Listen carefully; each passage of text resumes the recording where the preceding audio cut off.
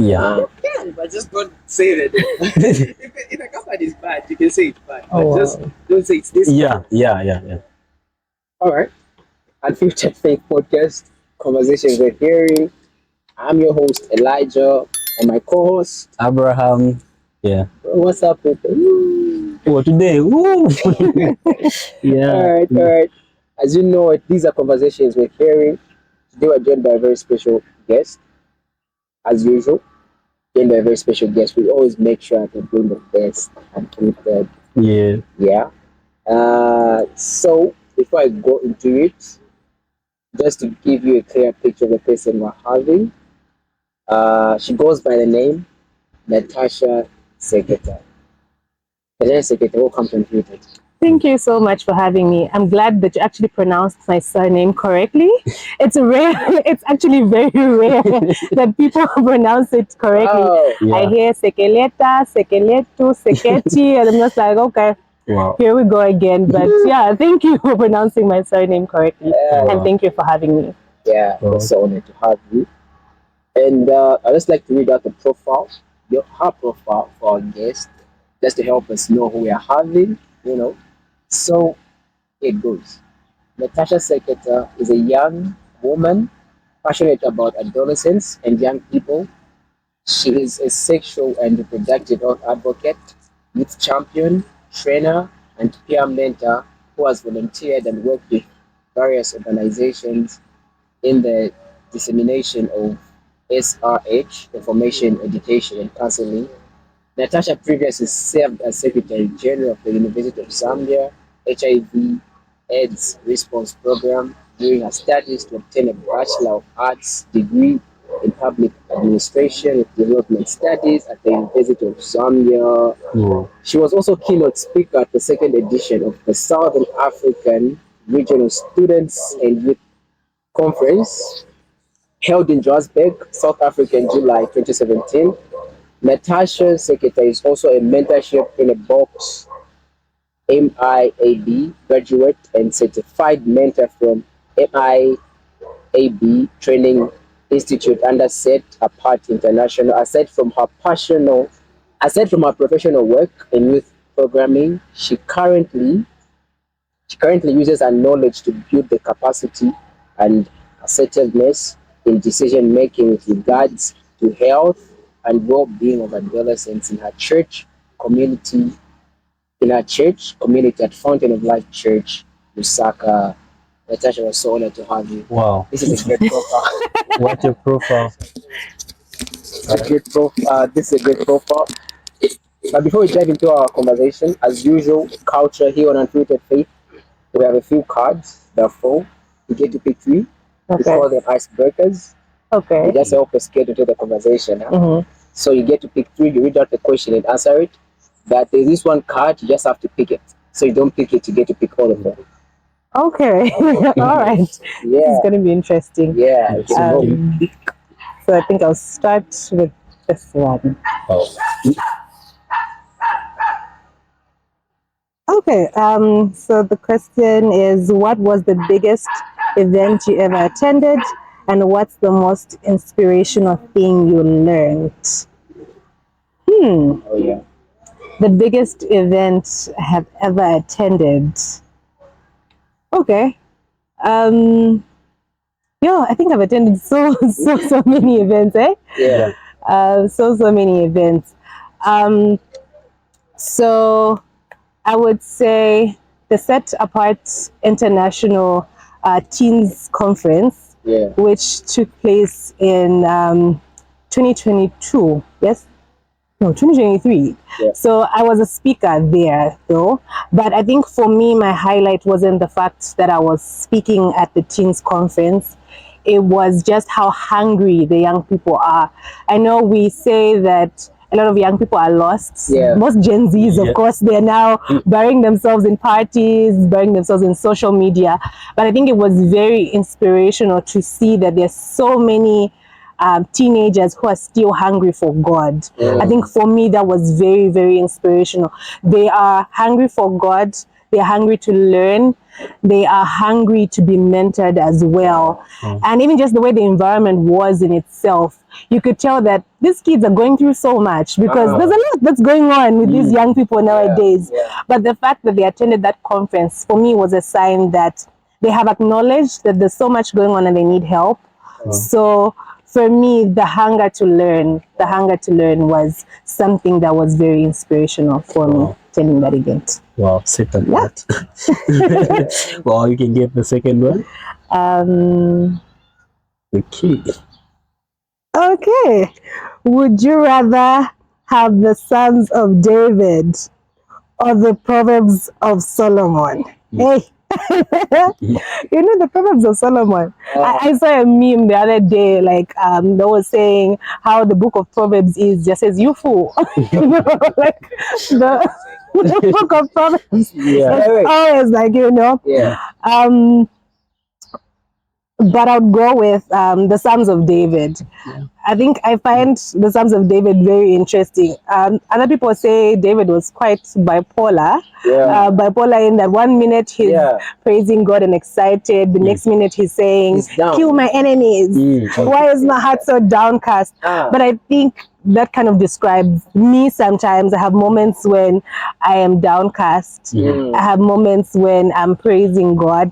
But at the end of the day, David, even after complaining, lamenting, he never forgot who God was at the end of the day. You know, even at the end of a psalm that seems like there's a lot of complaints, he still says, you know, yet I'll still trust in God, you know.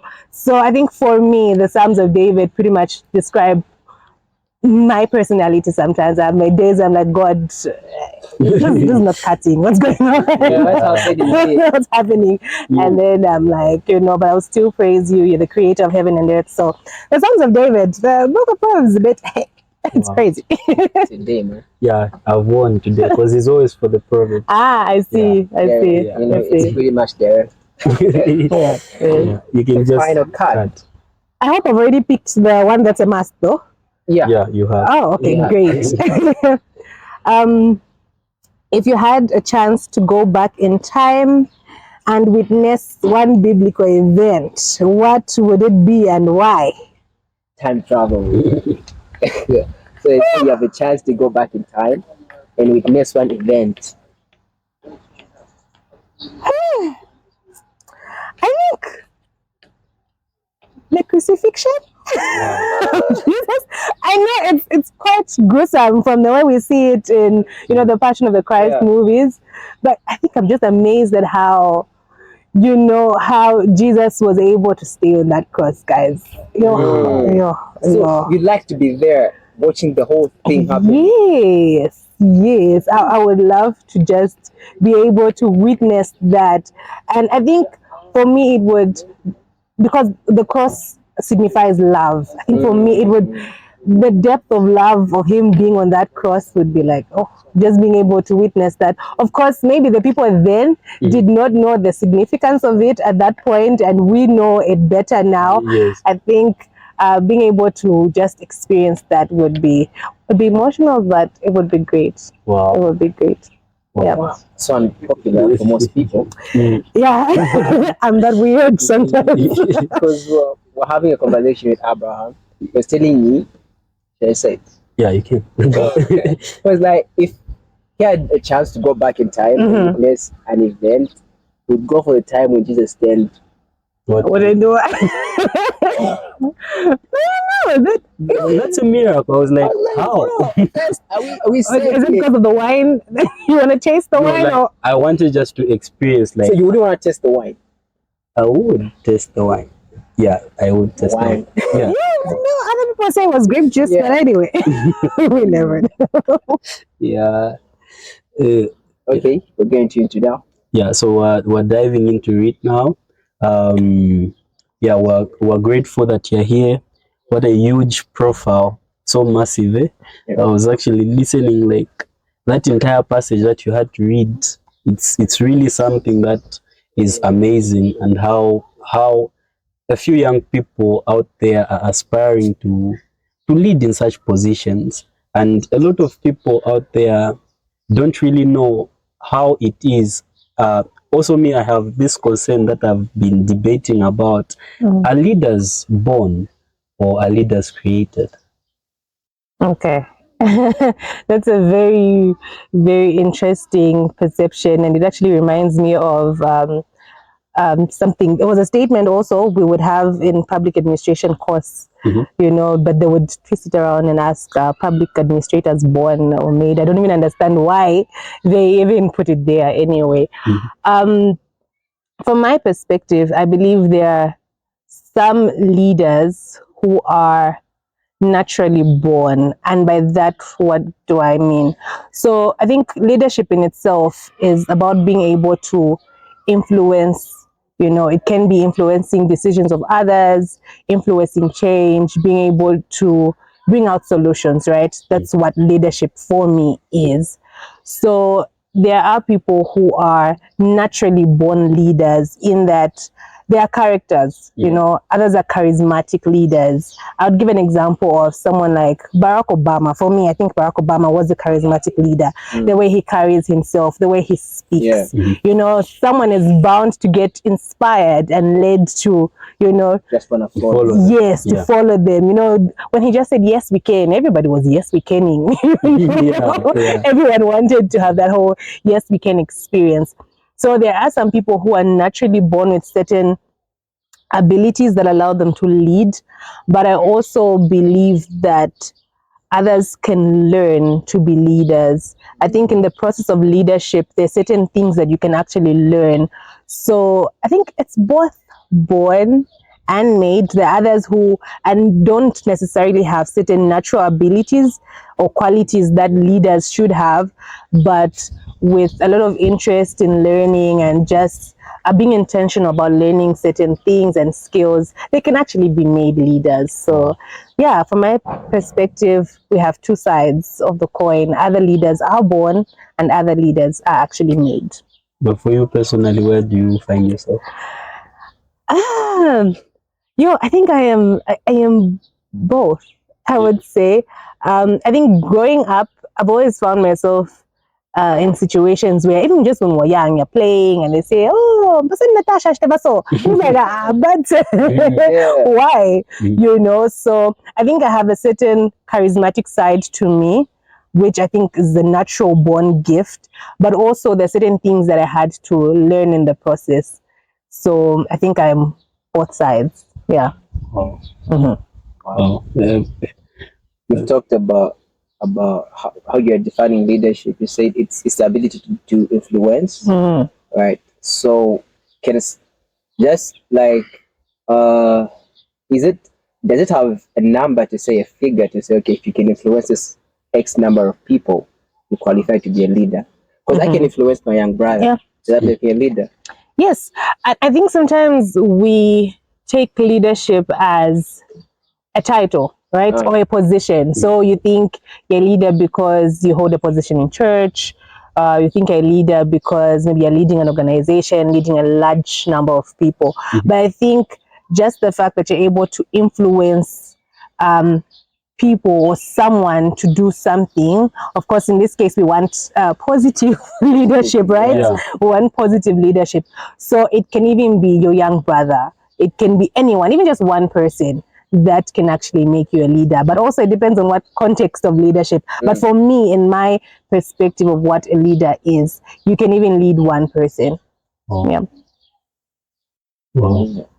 So are there like specific qualities that you can spot out, like saying, okay, this leader, this person is a leader, maybe in a child, like how can you tell the difference, like this person is born a leader? Like what are some of the qualities that you can tell? I think even just in your personal life, you look at yourself and you're like, yo, I'm a leader. Because there are times where you feel like yourself, like you ain't called to lead. And I don't know, are there signs that you can look at yourself and be like, okay, I'm a leader?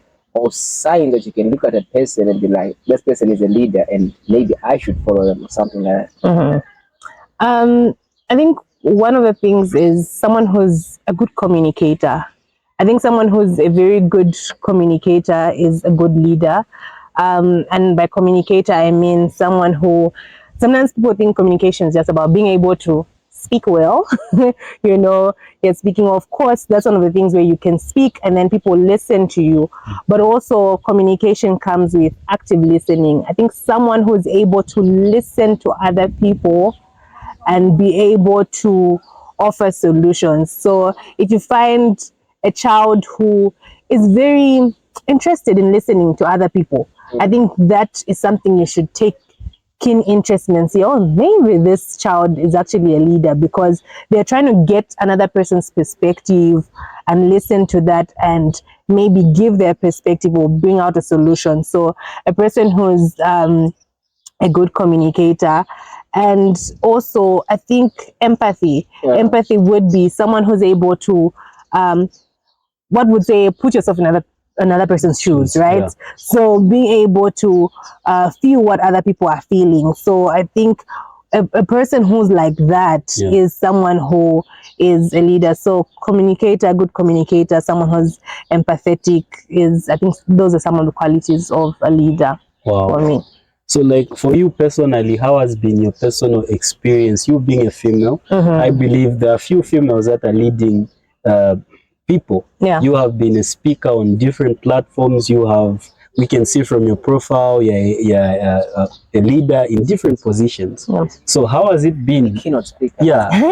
Yeah. You being there, it's actually something that hasn't been easy. Can you drive us through your personal experience in your leadership as a female amongst the males? Like, how has it been? Okay. So first of all, I must say it hasn't been the easiest. One of the things that I've noticed, it may not be something that is very common for everyone, but what I've noticed is men are naturally confident. I don't know. That's just my observation. Most men. I'm gonna use the word most men before I'm attacked or I say different.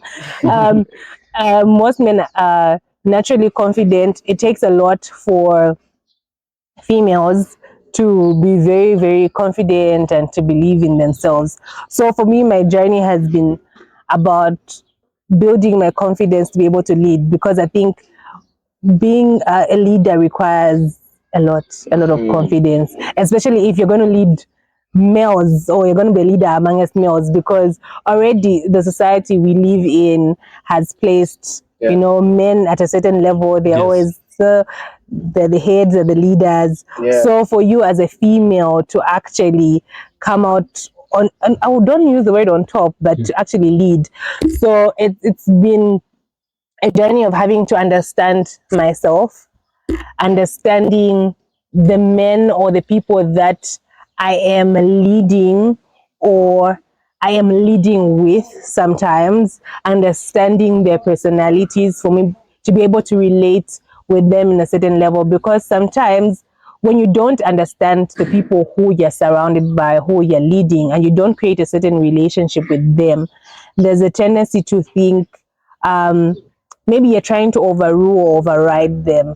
So I think being able to understand the people you are leading or you're leading with and creating that relationship with them also allows them to allow you to lead them, right? Because you've created that relationship with them. You've understood what kind of people they are. There are some men who don't necessarily like being told what to do. So even in the way that I say certain things, I've had to rephrase certain sentences. I'm not going to come and say, you do this, you do that. And I know it can be frustrating for some females. I think I was reading a post somewhere where this lady was saying, for me, if I want work done, I'll have work done. So if I'm going to come and say, I need this report tomorrow, forgetting that these people are actually, they are respected in their homes, and then you tell them at anyway, it's my reports tomorrow. So I think it's about relating with people, being able to be respectful. So understanding that where does this person come from? How do they relate with women? So for me, that has really been my journey. It hasn't really been easy, because sometimes it really is tough, because sometimes you find men are very I don't use the word oppressive or in opposition of having a woman lead. But I think when you create that relationship, it makes work easy. But it hasn't been an easy journey, really. It hasn't been. It's been a lot of friction here and there. Yeah. So have you ever battled with issues to deal with submission? Because talking about that, because I can relate it, that's at the level of maybe in a group setup. Now, in a relationship, for example, because you can be a leader out there, but there's a place where you're supposed to submit to. But because of your exposure again as a leader, how has it been, like personally, now to handle that in levels of submission? Okay. Or how do you define submission? Okay. That's a very, very interesting question. And then also the fact that I think we also need to contextualize what submission is or what we mean by submission. Because for me, I believe when the Bible talks about submission, it says submit to your husbands, not your boyfriends. Okay. Not your boyfriends. Okay. So, and this is where the problem also comes in, not necessarily the problem, but where, especially if you're in a workspace, right? You're in a workspace and there's a woman who's your leader. And I think this is something that men, this is unfiltered conversation. Yes. So men also should understand that, guys, this is my boss. This is my boss. This is not my wife. If I want submission, get it from home, from my wife.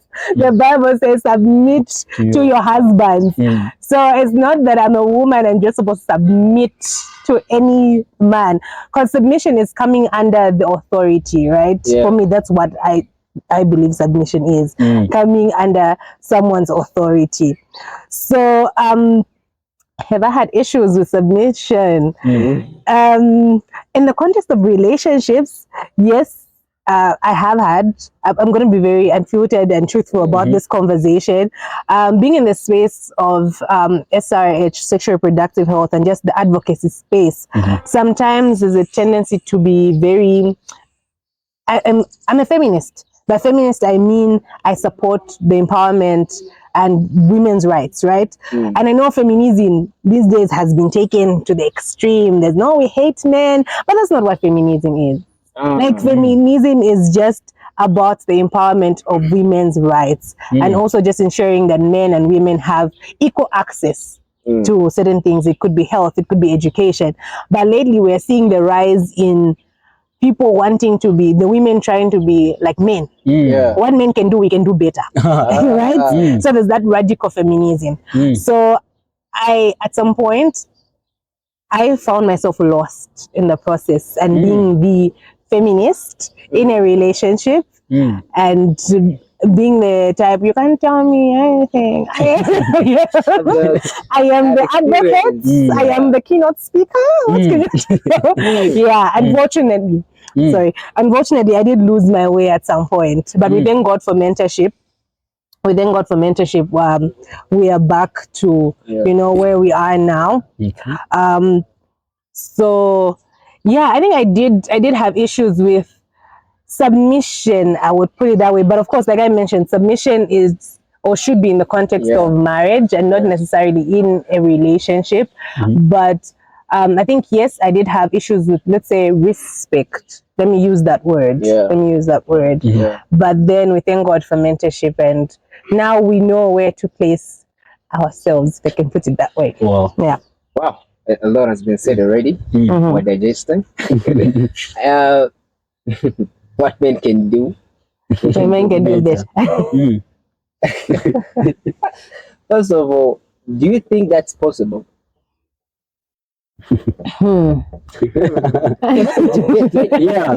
This is what everybody's talking about. And you hear many ladies, you're not even trying to compete with her, and she's in a race with you. She's like, I can do it better. I can do it this way and that. But do you think that's possible? What I think is that it's important to realize that we are all made differently, both men and women. I think even just our physical appearance says it all. There are things that women can do and that men can't do. Like, you can't carry a child. I can Mm. like I am, my body was made to, Yeah. to carry a child. There's a provision for that. Yes, it has a provision for that. So I think it's just important to know what our strengths are. I think Yeah. each one of us has our own unique strengths. There's certain things, of course, that others say women can do better in that. I know there's certain things like when it comes to skills, women can be engineers. A long time ago, Yeah. like, oh, some courses are for men, they're not. But I think women are starting to learn some of these things and are beginning to excel in some of these Yeah. sectors, engineering sector, banking sector. People say math and science initially was for men, but now we have a lot of women who are excelling in math and science. I just feel like that statement has been taken out of context, really. But I think it's just about knowing your strength. What are my strengths as a woman? And being able to function in it. It shouldn't be me trying to compete with a man. It's knowing what my strength is as a woman and being able to function in my place as a woman and not trying to compete with you, because I think at the end of the day we all need each other, we all complement each other. So true. So yeah, that's really my perspective on that statement. Of course, there's certain instances where we can do certain things better, but it shouldn't be necessarily a competition. Should be a Really, race. if you're doing something better, that's fine, that's okay, but not comparing yourself. I think at the end of the day, don't compare yourself to how another person is doing it. If you're great at it, awesome, you're great at that. It shouldn't be about comparison, really. Wow. Amazing. I love the way you've brought that down to this. Like, talking about how that we have to complement each other. That's so amazing, because even in the creation, even in creation, when you go back in time, God created the man Adam, and he knew, God said, okay, this person needs someone to complement him. Yeah. Not saying that he's superior to her or anything. That's so amazing. How about the thought? The Bible says we are the head and not the tail. As a Christian, does that mean that you're supposed to lead everywhere you go? Does that mean that as a Christian you should aspire, like let's say in school, you're doing businesses, or maybe you're in this group of people? Should you always aspire, since you're a Christian, the Bible says you're the head and not the tail? Does that mean that you have to be the leader at all costs all the time? Okay. That's a very, very interesting thought, eh? Actually, never thought about it that way. I think if you ask me that, and in the essence of the context of what my definition of leadership is. So for me, like I mentioned earlier, my definition of leadership is being able to influence and being able to bring out solutions. So yes, as a believer, we should aspire to lead. Now, aspiring to lead should not be about aspiring to have a title, but it should be, you should be able to bring about change or bring a solution to wherever you are, whatever space you're in as a believer. And guys, we have the mind of Christ in us. We have the mind of Christ. I think sometimes as believers, we underestimate the power of Holy Spirit living in us. Guys, we have the Holy Spirit, we can ask. And I think sometimes we limit, Pastor Gladys Peswani says, it's not right to limit the supernatural to you're just falling, you're crying in the church. Supernatural should be how you live your life. Wow. Being able to ask the Holy Spirit, okay, this is what's going on. This is what's going on in the country. We're seeing all these young people are getting involved in drug addiction and all these other things. Be able to go to God and ask the Holy Spirit, okay, what should we do about this? Like, what should we do about this? It shouldn't just be, sometimes as believers, we limit our Christianity to the four walls of the church, being able to just preach and fall. But I think, really, the Holy Spirit gives us, it's like having a supernatural advantage, supernatural intelligence. So wherever we are, we should be able to bring about change. It could be even simple things like being able to show kindness, being able to show love in whichever sphere or environment we're in. So when it comes to being the head and not the tail, it's not just about having a title and saying, oh, this is, of course. And I think what happens in most cases that I've noticed, if you are solution oriented, if you're a person who brings about solutions, eventually even the title will come. Eventually. Yeah. Like, why would they ignore someone who's bringing about solutions to a problem? Eventually they'll say, this guy is sharp. This guy brings up solutions. He needs to be in this position. So eventually, if you're a person who's solution oriented, you're able to influence change. Eventually, even the title will follow. So yeah, that's my perception on being the head and not the tail. What has been your drive? Because in as much as you have said that you've told us that the journey hasn't been all smooth, but what has been something that has been motivating you to push through, even to reach those stages that you've actually reached?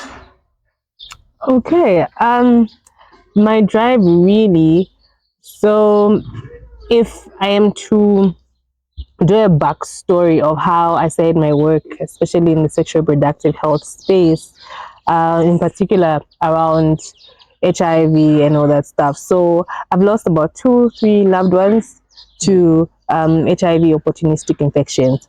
So for me, it was an issue of turning my pain of losing loved ones into something purposeful.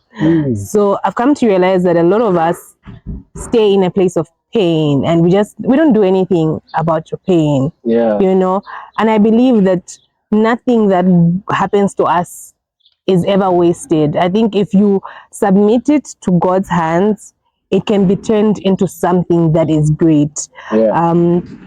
When I'm in mentorship class, especially my mentor, she uses the word manure. So whatever you go through, it can look bad. You know, manure doesn't smell good, right? Manure doesn't smell good, but if you put it on the grass in a plant, it will help the plant grow.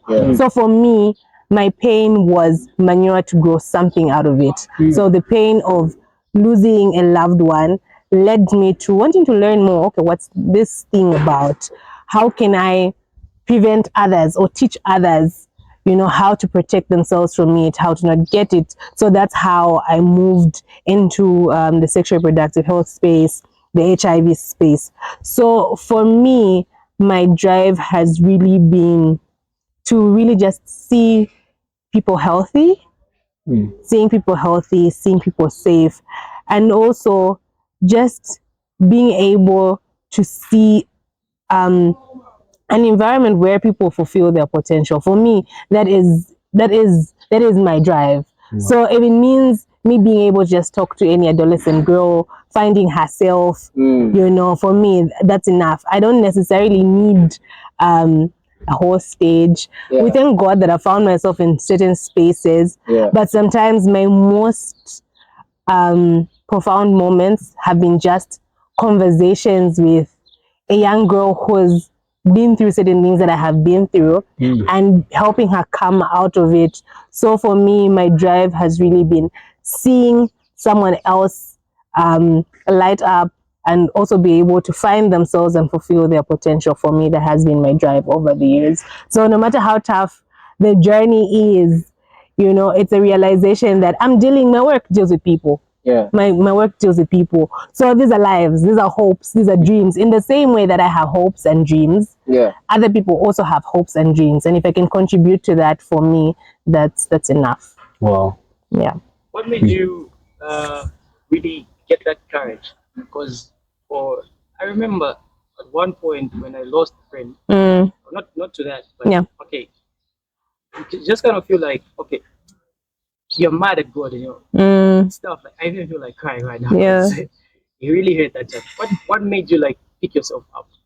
Because I was really mad at God. I was like, why? Because that's a young person, and then the person has so much potential, and then I felt like it's useless. Well, he's not special than me. We're just the same. What made you really, you know, become the person you are? How did you channel your pen in a positive way? In a positive way. Awesome. Thank you so much.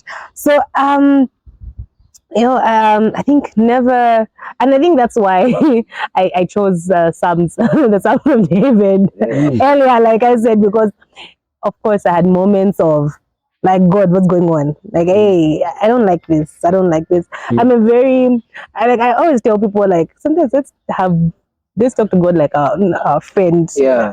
I mean, like, sometimes I have a conversation like, God, sit here, let's talk. What just happened? I don't like it.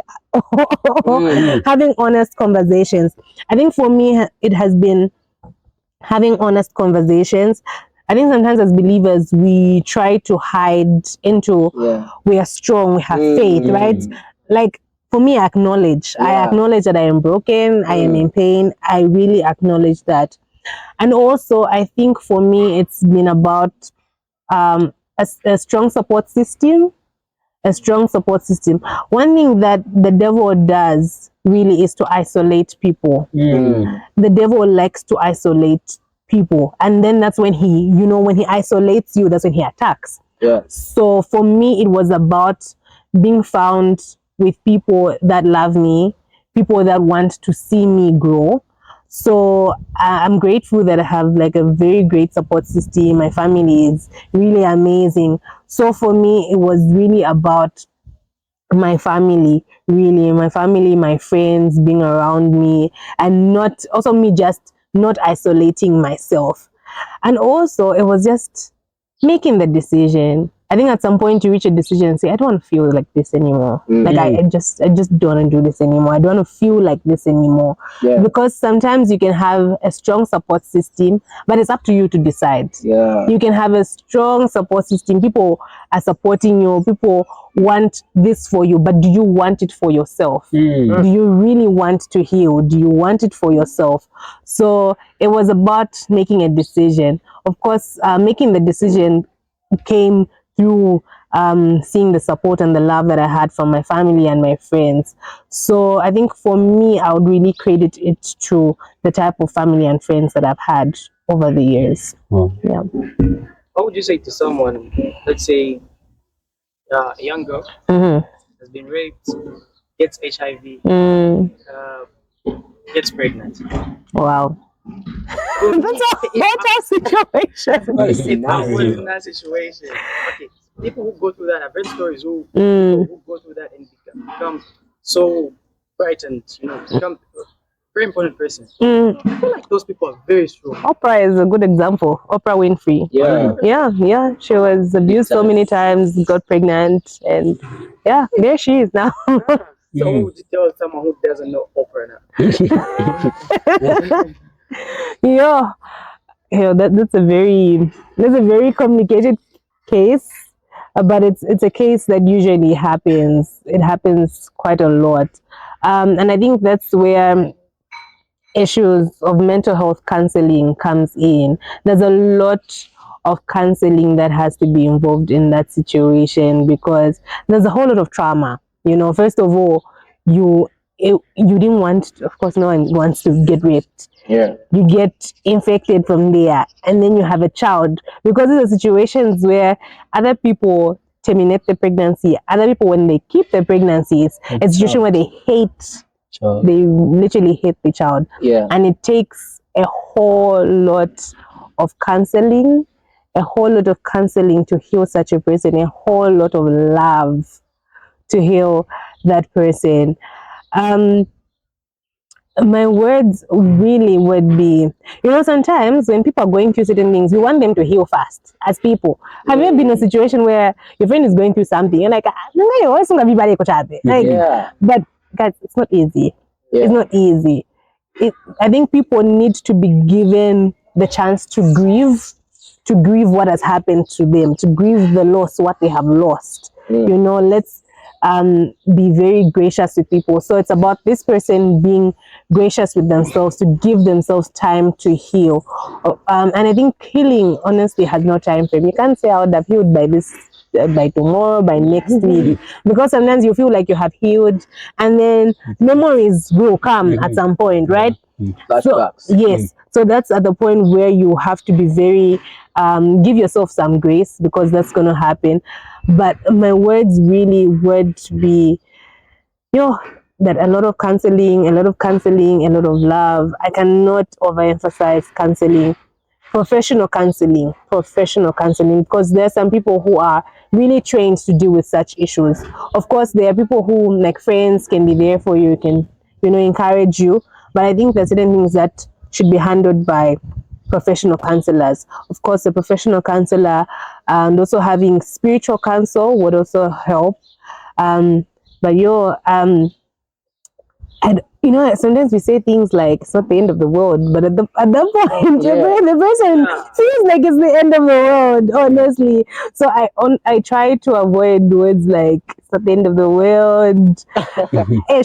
For me, I allow people to feel. Honestly, feel your pain, feel your pain, What I don't feel like it. is people saying stop overthinking. Anyway, you can't avoid it. Yeah. Of course, you have to be thinking all the time. Yeah. So, counseling, people, okay, let's say Makombo, person has never even heard of, because that's where it happens the most in those areas. Someone has never even heard of the word counseling. So how do they reach to those places? Is it, you have to pay? Is it free? So have you ever heard of youth friendly spaces? Sure. The ones that they have at hospitals. Yes, so we now have youth friendly spaces in these hospitals. Then I would say, as a person who's worked in this space for quite a while, I have seen a whole lot of improvement in terms of how services are being delivered to young people now. Now we have what we call the adolescent focal point person. So this is someone who's trained specifically to deal with issues of young people. So, and they are found at the clinic. So even at Charleston Clinic, there's a youth-friendly space at Charleston Clinic. So you can actually go there and find.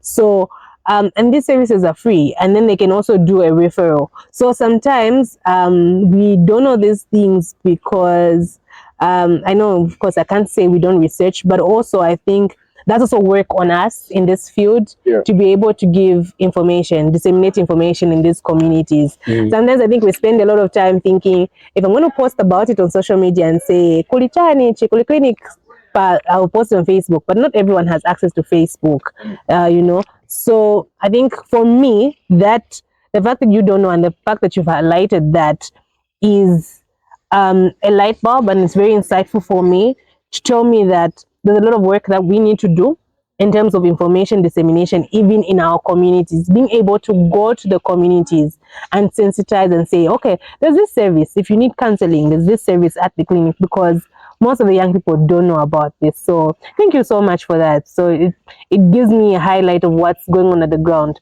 because sometimes we speak from just the surface, but we don't know what's really going on with the young people in the communities. So thank you so much. That's very insightful. Because I feel it's mental issues are not yes, and especially in Zambia, because Africa, because we feel like Africans are so strong, even mentally.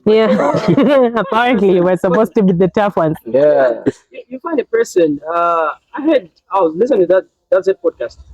This guy, Oscar Chavula, he said sometimes he wakes up crying, and that's very serious issue. A person, grown-up person, waking up crying. It's a very big thing. So we have to emphasize those counseling, and that person just lost a friend, a brother. But then imagine a person, let's say a young girl, she's going through, she has that disease, HIV. She has a pregnancy. Such things. If a person wakes up at the middle of the night, what am I going to call? Contacts are not there. Sometimes they've been scrolling on Facebook, because it's happened to me, family member, stuff like that. So it also affects family members. Because let's say the mother, let's say of the child, they don't know where to go. So stuff like that, we have to emphasize those. Especially, I feel like this is a very big issue that we need to talk about as a country. As a country, because it's a very big issue. Mental health. Maybe that should be your next conversation. Unfiltered. We actually had, you did. Awesome. On mental health. Nice. But it's a conversation that never ends. Mental health is a very broad thing, because sometimes people say that disease yabazungu, but no, it's not the case. It's not the case. They say black men don't go for therapy; they go to barber shop. That's what you're talking. Yeah, which shouldn't be the case. Membership is just like 50 minutes, but then Yeah. it takes a long time to talk about such. But you know, for me, that also brings in another intervention that we can actually, you know, I'm not getting paid for this, but it's okay. I'm gonna say it. Unfiltered. I think it's also something that we, as the people who work in this space of sexual reproductive health, and when we talk about sexual reproductive health, also it highlights an issue of mental health. Sometimes we think we're just talking about the sexual part of things, but also mental health is part of it. So there's a statement that I once heard.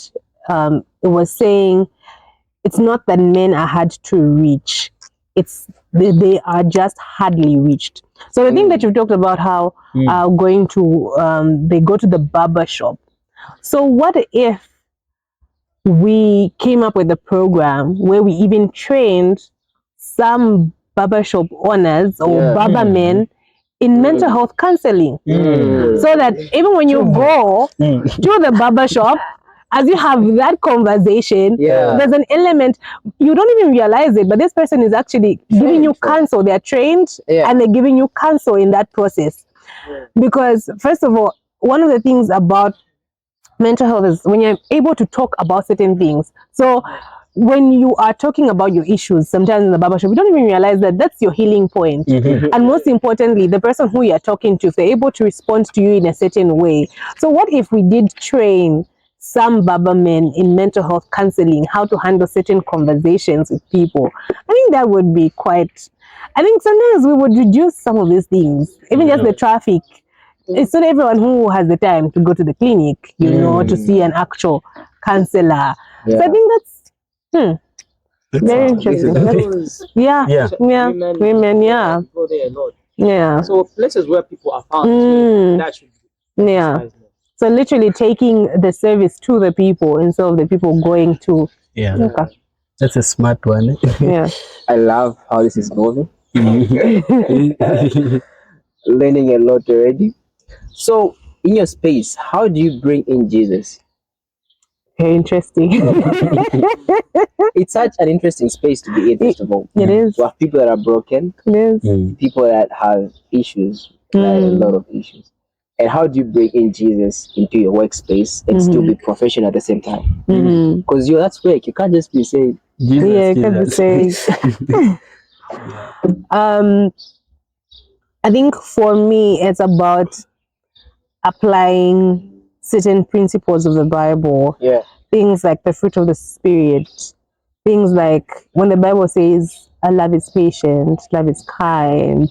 You know, so when I am patient with someone who has an issue, for me, that is my way. Sometimes the only sermon someone is going to have access to is how you treat them. It's not about you removing the Bible, opening scripture, but how you treat them, how you relate with them. I've had instances where you relate with someone and then they ask you, which church do you go to? You know, you're being asked what church you go to. Not because you opened the Bible and or not because you invited them. No, not because of that, but because of how you actually treated the person.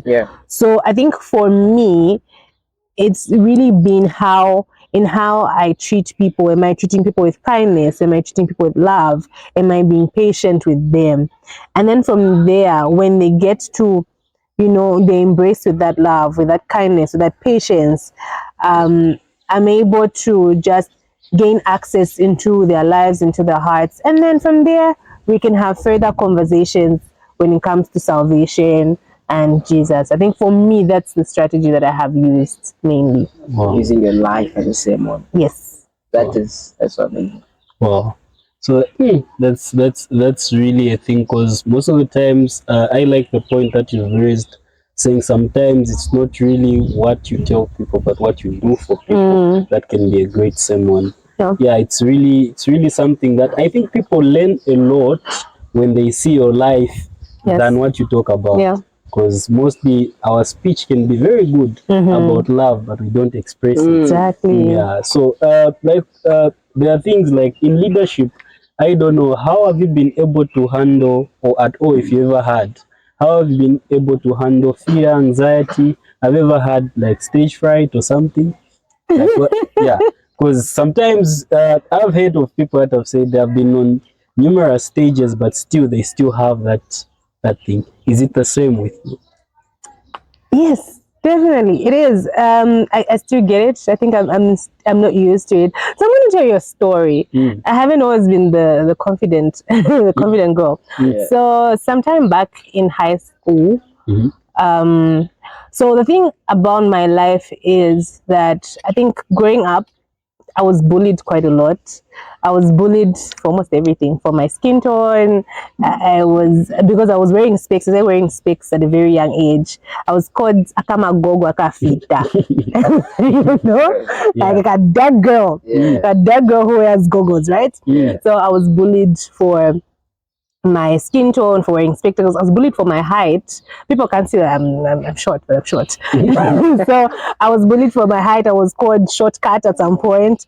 So you can imagine what that does to someone's confidence and self-esteem, right? I was bullied quite a lot. So in high school, one time we had I joined the arts club. So I sing. I joined arts club, and then we had a presentation. Right, we had a presentation during assembly where the whole school was supposed to be there that day. We had rehearsal the day before, and it came out perfect. Monday morning, it's time to perform, and so we're doing a musical. So each person has their part to sing, and there goes Natasha's part. Right, it's time for Natasha to sing, and honestly, I can't really remember what happened. But I was told my mouth was moving, but my voice wasn't coming out. And you didn't know that. And then when my brain I felt like I had shivers. I had that's stage fright because I had seen everyone. The whole school was there, and my mouth was opening, but the voice was not coming out. That's stage fright pro max. You know, and then everyone was looking at me like, mommy, what's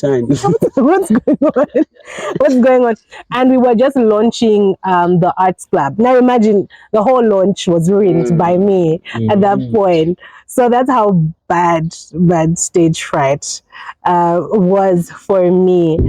And it was a very hard experience, because imagine after the assembly, you're going to class, everyone's looking at you, and they're just like, "Is that girl? That girl who did that."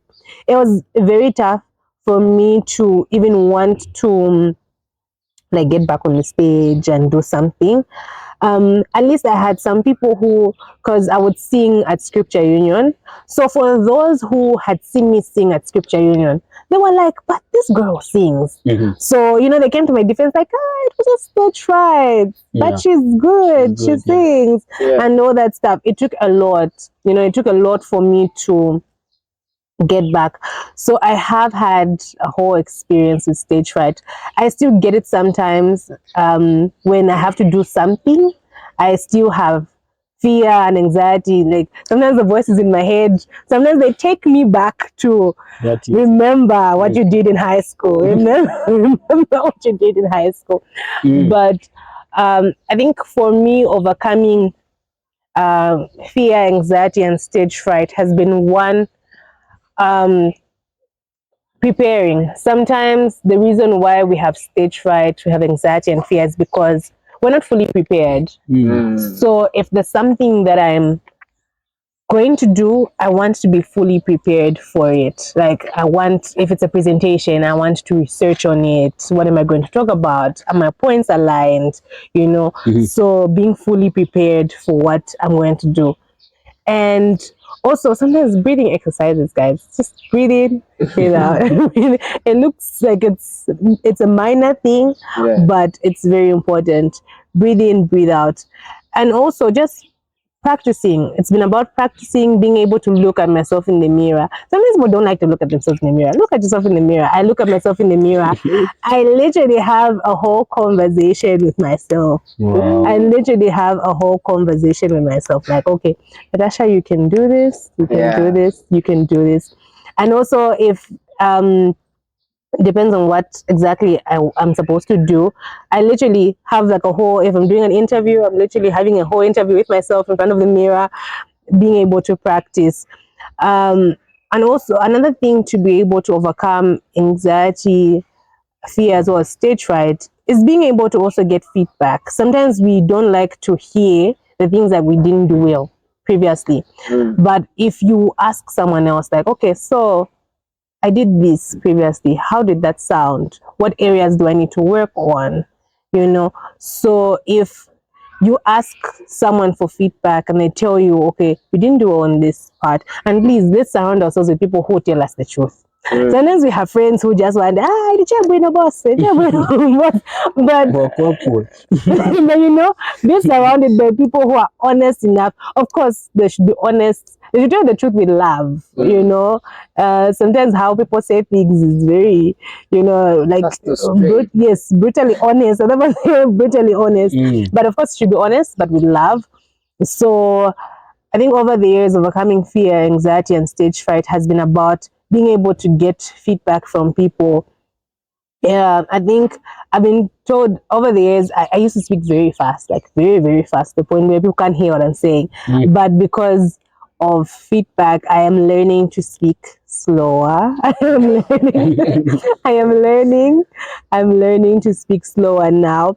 And I realized that the reason I was speaking really fast is because of the fear and anxiety. So I was trying to let's get this over and done with. Let me just finish this quickly. Let's let's deal with this.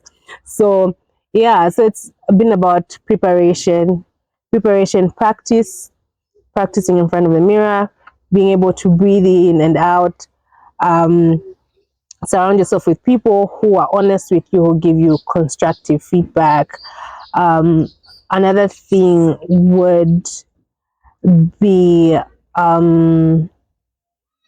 I think being able to know yourself. I think knowing your strength also, knowing what you're good at and what you're not good at. I think it's important to be able to know what is your strength, what areas am I strong in, and then capitalize on that. Yeah, that has been. So, like, speaking of what you're good at, so like, would you say every natural born leader is supposed to just come out to the open, or is there scenarios where there's just this overconfident person who has no idea or no charisma, or is not born a leader, but then there's this introverted person who is a natural born leader, and they're going through that courageous person to lead people. They're providing solutions. Like, let me give an example of me, and this guy is overconfident, and then I'm providing solutions to lead people through him. I just tell him what to do. Okay. So, like, how is that thing? Like, And you're the mastermind. Yeah. You're just the guy in the background. You're really good at working just there, and he's really good at just being It's confident. the face. But are you comfortable being in the background? Is the question. Yes. Would you like to come out? No. So I think it's also about what you're comfortable with. I think it would have been an issue if you have the desire to be in the limelight, but then you are just keeping it to yourself and saying, no, I can't, you know. I think that's where the problem would be, really. But if that's where you are comfortable being, that's okay. But also, I think it's important that we are exposing ourselves to certain things. I think once in a while, expose yourself to being in the limelight, in the front, here and there. Just try it out, see how it feels. And if you like it, Then go for it. if you like it, it wasn't really very comfortable. Too much attention, not really. I see. So just once in a while, sometimes people need to actually see the brains behind certain things. Sometimes people really, really need to see the brains behind certain things, because you may never know. You actually find you are inspiring. There's another person who's like you. There's another younger person who is like you, who's the brains behind something, but they're always hiding out. And then maybe even for them, they're hiding out because they're not so confident, but they would want to come out. But if they see someone like you who may not necessarily like the limelight, but you've taken the courageous step to, to come out, it might just inspire them to actually come out too. I think one thing we should realize is, as much as we live our lives for ourselves, let's not forget that there's someone watching. There's always someone watching, always someone who is, there's always someone who can be inspired by ourselves, our stories, regardless of how small it looks. It may look very insignificant, but there's someone who's like, there's that guy, the guy behind the camera, that guy, So yeah, I think one of the podcasts, let's have the guys behind the camera. We're looking forward. They should share the technical sides of what goes on in making these things, making us look good. Yeah, That's an episode we're looking forward to. With technical people is some don't really know how to communicate. They'll start saying terms that the audience won't understand. Giving us the like channels that talk about tech stuff. Very few views because it's only the tech people watching. Yeah. So everyone is watching. So you have to really understand the terms they're talking about, because sometimes you find that we're talking with these guys. Like, was it yesterday? What Thursday? Yeah, we're talking. Us were really paying attention, but them was like they were lost. They don't know what we're talking about. What's happening here? Let's go. Yeah. Because we're talking about tech stuff. Yeah. So it's really tough to get a nerd. Yeah, but don't forget that there's also a younger nerd out there who wants to hear nerd stuff. So don't keep your nerdiness to yourself. If I can put it that way. Yeah. If I can put it that way. Yeah. Wow, this is a great conversation with theory. Yeah, I want to talk about something. Leadership. Okay, politics, leadership, and Christianity. Should Christians be involved in Yeah. politics? That's that topic. I was dreading that topic as I let them not ask me that. Should Christians be in politics? Wasn't Daniel governor, guys? Daniel, Joseph, all these were in, political spaces, right? Give an example of people in the Bible. The ideal situation of how I think things should be done is that I think because believers are people because of our principles of the Bible, we should be people of integrity. I think as people of integrity, it's important that we are taking up political space to be able to bring sanity to some of these things. It's just unfortunate that the political space in itself has become very diluted. It's become very diluted, and sometimes even we, the believers ourselves, end up conforming to the system. Instead of us transforming the system and making it better, it's like the system transforms us.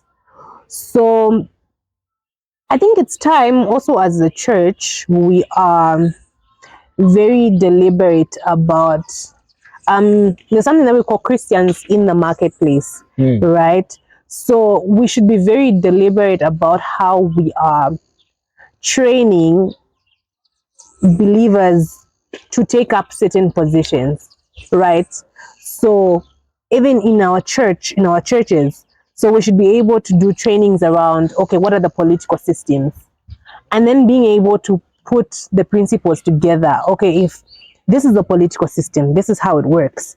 But then how do I conduct myself as a believer in this system? I think when we begin to learn those foundations from the start, it will help us even stay grounded even as we go into some of these spaces. The ideal situation for me, I believe that yes, believers should take part in politics, because I think if we have more believers in the political space, we would have better policies. Yeah. There would be not entirely, no corruption and all these things. But unfortunately, as it stands, usually the system transforms. It's like we don't stand our ground. We really don't stand our ground on what we believe in. So we end up, changing instead of us changing the system.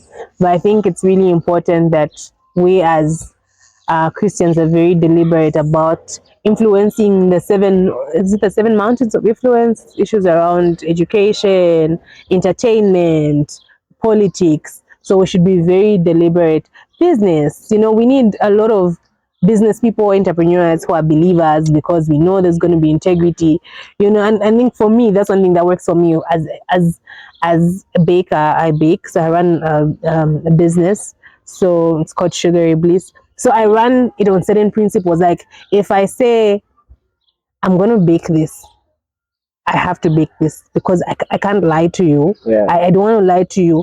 If something comes up, I'm going to come and apologize and say, okay, this is the situation. This is what happened. So I can't deliver this at this time. So we should be people of principle, even in the way we do our businesses, people of integrity. There are people who say, no, I can't do business with church people because they either don't pay. I've heard this a lot, like, fuck church, they don't pay. So we should let the principles that guide us as believers also be what guide how we do things, how we run businesses. I was recently seeing how I think I was having a conversation with someone around how, for this one I'm going to name drop, Ben Blazer. Ben Blazer is doing such amazing work with improving sound. Yeah. Sound for. I was telling someone that we are children of God. We can't be having mediocre sound. Exactly. And Ben Blazer has risen to the occasion to bring proper sound. These days when you go to concerts that are being, yes, the sound is top notch. The lighting is top notch. And this was me. And then I was thinking, how are we as believers supporting Ben Blazer? Yeah. Because it takes a lot of money to maintain a whole sound system. Yeah. It takes a whole lot of money. So it's for us as believers to see, this is a person who's decided to bring excellence to how we do things as believers. Yeah. So even we as believers, we should be able to invest in that. Pay the right money. Don't say, no, because New York Church, Ben Blazer, so at first we'll half price. No, let's learn the standard. And this is the principle that people in the world have really invested in. They know how to invest. They know what it means to keep a certain standard.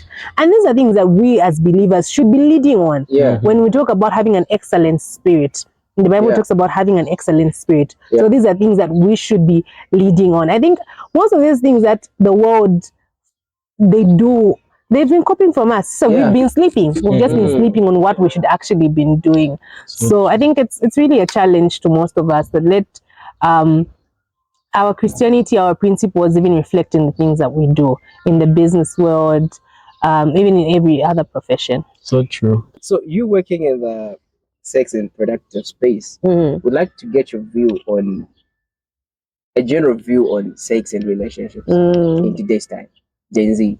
Yo, Gen Z, And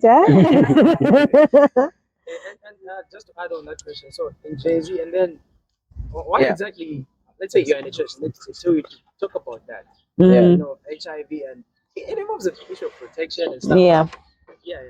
How do you go about it? Okay, awesome. You can start with this. Okay, so my position on sex and relationships. So first of all, I want to highlight that sex is good. It is good. It is good because God created it, and He, it's good when it is done at the right time, at the appropriate time of which it was created for marriage, it was created for intimacy. I've heard someone say sex is worship, worship before God, So unfortunately, right now with young people, it's becomes something that is the main focus. Most relationships right now are about sex, about money, and not about, not about meaningful relationships. So people are not getting to know each other anymore. Yeah.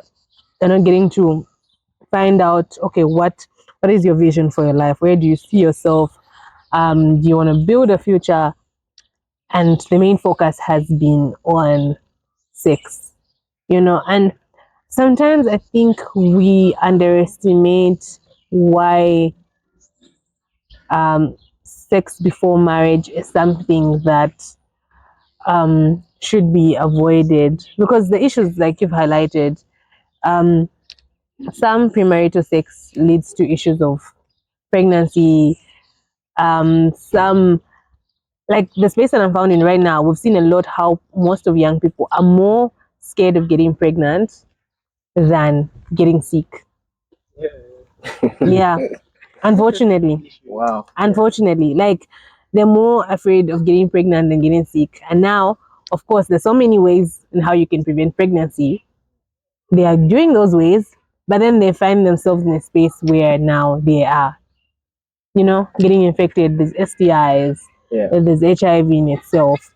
So for me right now is in my work and what I do with young people, I think it's about being honest with young people. Like, guys, if you have sex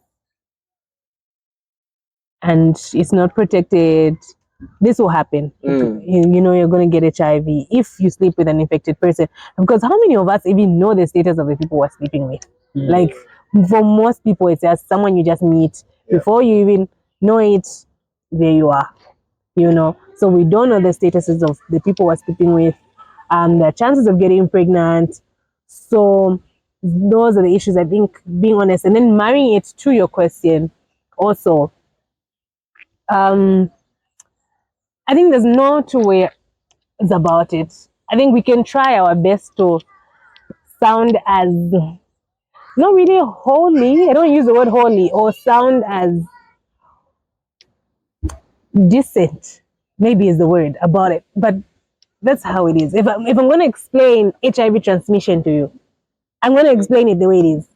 I'm not going to sugarcoat it. Like, I have done sessions at church before, and I had to do like basics of HIV, how transmission, prevention methods, and I had to say it. I had to say it. Yeah. One of the ways to prevent it is using a condom. I had to say it. Something you just have to come out. Yes, you just have to say it. And I think it's very important that we are being very honest with the young people now, and realizing the young people, they know these things, guys. If the internet is giving them information, but it's up to us to give them what is the accurate information. Because sometimes the internet is giving young people the wrong information. These movies will show this person sleeps with this one, this person sleeps with this one, and then it doesn't normal. It becomes normal, and then it doesn't show you the result. How many movies have you watched where, because of someone having multiple sexual partners, they've gotten HIV? How many movies? They don't show that. But that's reality. They'll show you that this dude is cool. You see? But the reality is that at some point, because you don't know who's sleeping with who and who and who, and we all laugh about this whole thing at the way Lusaka relationships are. It's like a web. This one, we laugh about these things, but it's what's happening right now. So I think it's important that we're giving people the right information, and we are being very honest. We're giving young people the information and being very honest, because the TVs, the movies, the TikToks are not, are not showing them the reality of things on the ground. It's not always that you're going to sleep with this other person, different people, and you're going to come out clean. No, it's not always like that. So I'm very blunt when it comes to, even during sessions with the young people at church, even during a session in the men's service, I'm very blunt about it. say it as it is. It's science. We know these things. It can get a little uncomfortable because the elderly people sometimes just like, yo, What's happening? it really can get uncomfortable like that, but it has to be told. And my perception of sex on relationships is that sometimes it really gets in the way of getting to know a person, because this becomes the focus of the relationship instead of getting to know the person. And for those young people who haven't had sex in their relationships, kudos to you. We're living at a time. Yeah. We're living at a time where it's hard. Yeah. It's hard, and there's so much, there's so much around that has been A lot of pressure. Yes, a lot of pressure. Kudos to you. And just because it looks like everyone is doing it doesn't mean everyone is doing it. I feel that people who are still, keeping themselves pure, and purity is not just about, I know a lot of people say, oh, purity is just about virginity. But I think purity is about guarding even the things that you watch. Yeah. The things that you watch, the things that you listen to. Some people have been led to do certain things because of the type of music they were listening to. Yeah. The whole day you're listening to a song that is telling you this, that. You want to experiment the mind. The human mind is quite very, it's quite very interesting. And it's also about knowing yourself, being very aware. Being very aware of yourself and setting boundaries. I feel like a lot of young people in these relationships, we young people, let me not remove myself. We young people, we are not setting boundaries. Yeah. Sometimes setting boundaries and knowing yourself. Some people know, like me, I know if you hug me like this, things are going to go berserk in my body. So I'm like, don't hug me. Don't hug me like that, because if you touch me here, I'm going crazy. So, and sometimes people think it's awkward to do that, but know yourself. Know that, okay, this triggers me. Please don't. Even in these same relationships that we're in, if you have to tell your partner, like, can you not come in a short skirt? Can you not come in a top that is...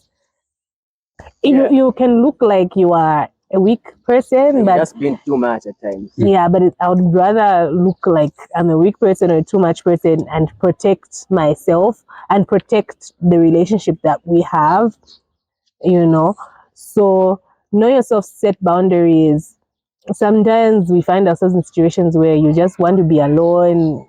You got on a date, just the two of you, but it gets uncomfortable. Some people say that I've heard stories of people who decided, I think there was someone I was hearing, a Nigerian pastor who was saying there was a couple that fasted for them to stop having sex, right, in a relationship.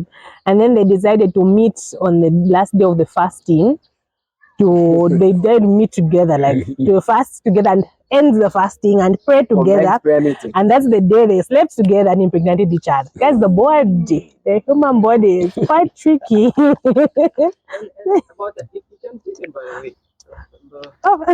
Yeah. Talking about relationships. So you find that girls, they're very agreeable to stuff. And then they meet with this guy who's very disagreeable, So she says this, she says, okay, I don't want us to be in private together. I want us to be in public.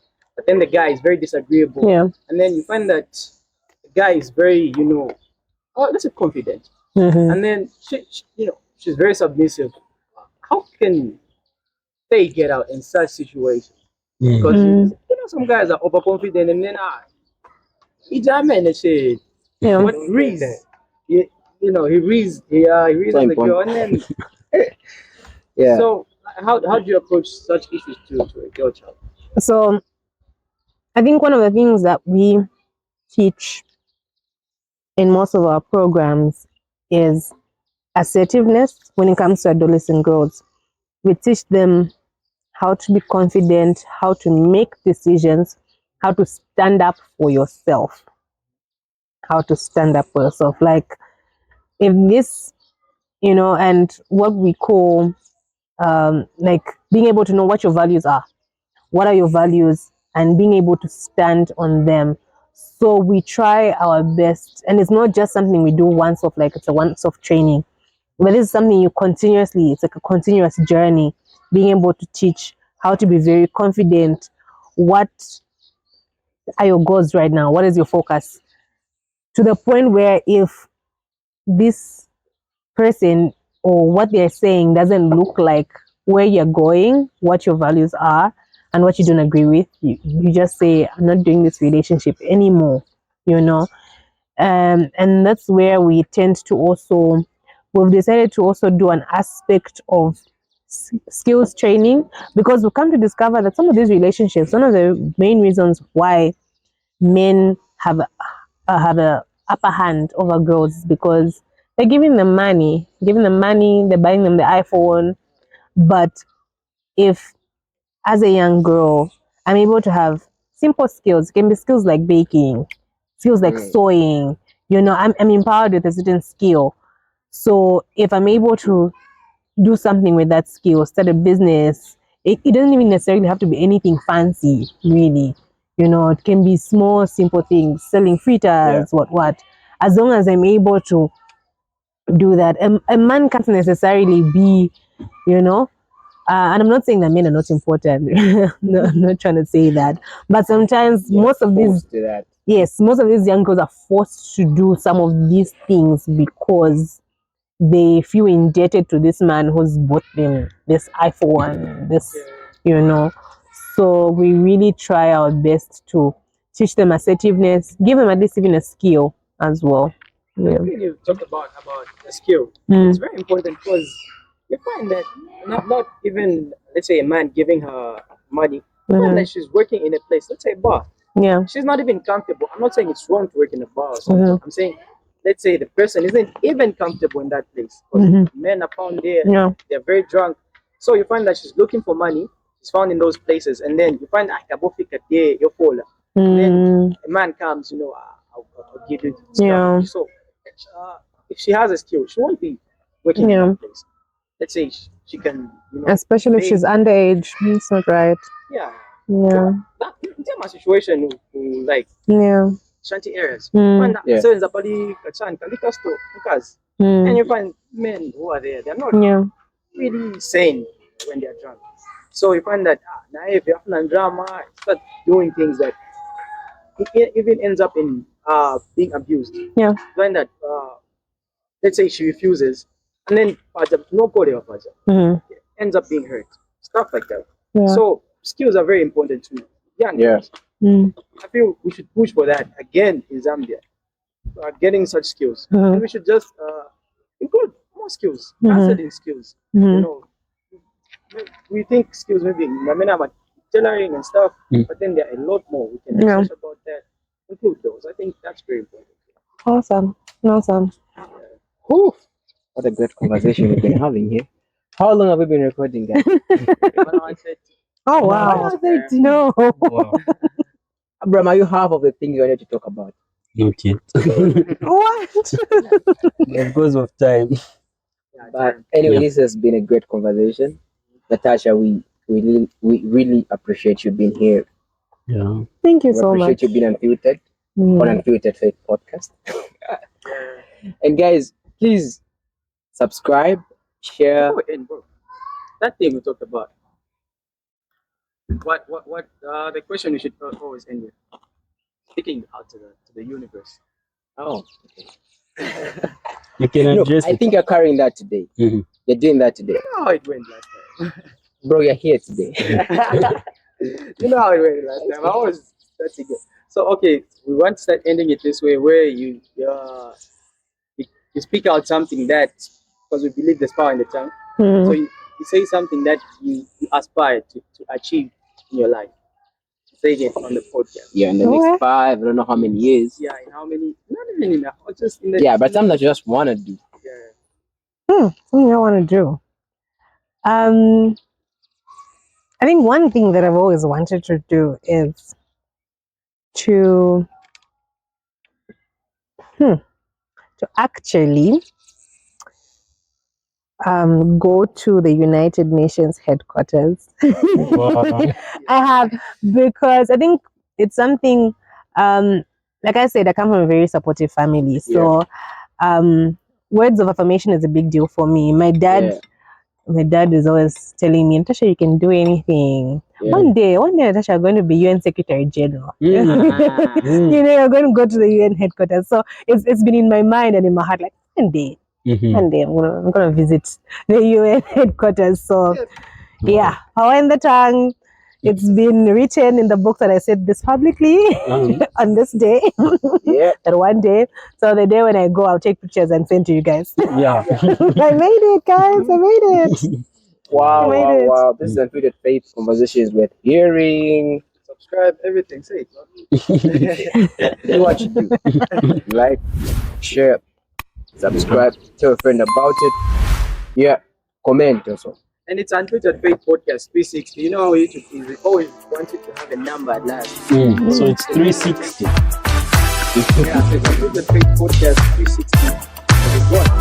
Yeah.